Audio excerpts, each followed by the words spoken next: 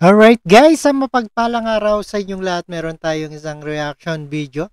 Suportado ng LGU sa Chacha, hiniling ni Speaker Romualdez. At ito ay hiniling ng suporta mula ng opisyal sa mga opisyal ng lokal na pamalaan ni House Speaker Martin Romualdez kaugnay ang panukalang amyendahan ang saligang batas. Aniya hindi susulong ang panukala kung walang suporta mula sa kanila. Ayan ang sabi ng ating House Speaker Martin Romualdez. At panoorin po natin at suportado rin ba ni ating President Bongbong Marcos. And no other further ado, let's do watch. Alright. Inaabot na ni House Speaker Martin Romualdez sa mga leader ng lokal na pamahalaan ang plano ng House of Representatives na isulong ang pag-amyenda sa 1987 Constitution sa susunod na taon.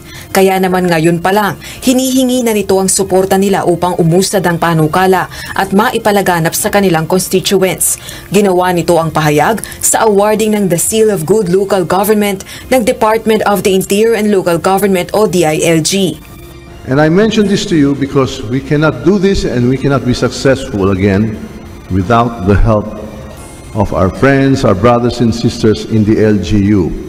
So we would like to elicit your support. In fact, we shall be communicating with you shortly, and I have actually given a quick briefer to our Secretary of Interior and Local Government. Ipinaliwanag din ito sa mga local government official ang iba't ibang paraan upang amyendahan ng saligang batas, gaya ng People's Initiative at Constitutional Assembly na target anya ng mga mambabatas sa Kamara. I say this because we would like to undertake this twin methods of addressing constitutional amendments, if not revisions therein.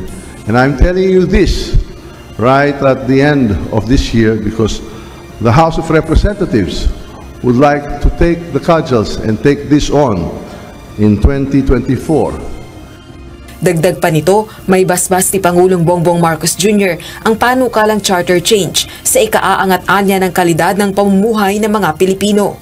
Ayon mismo sa Pangulo, dapat tingnan ng mga mambabatas kung paano isulong ang pagrebisa sa economic provisions ng saligang batas.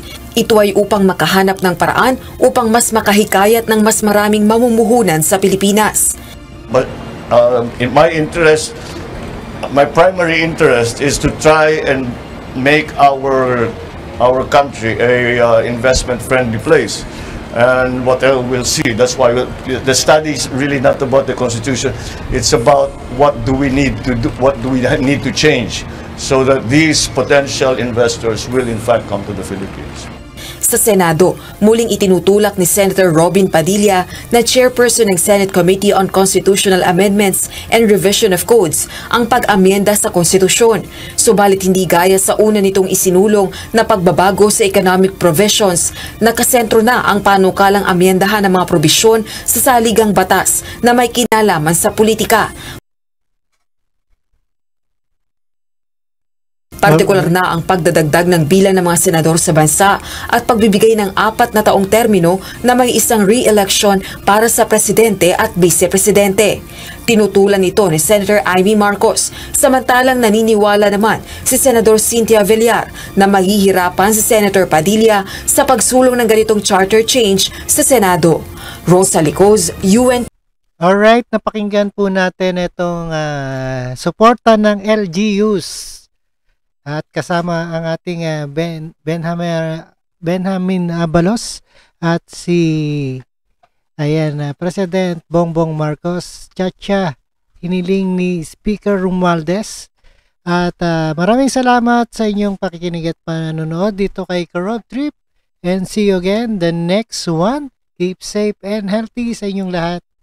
Alright, thank you guys.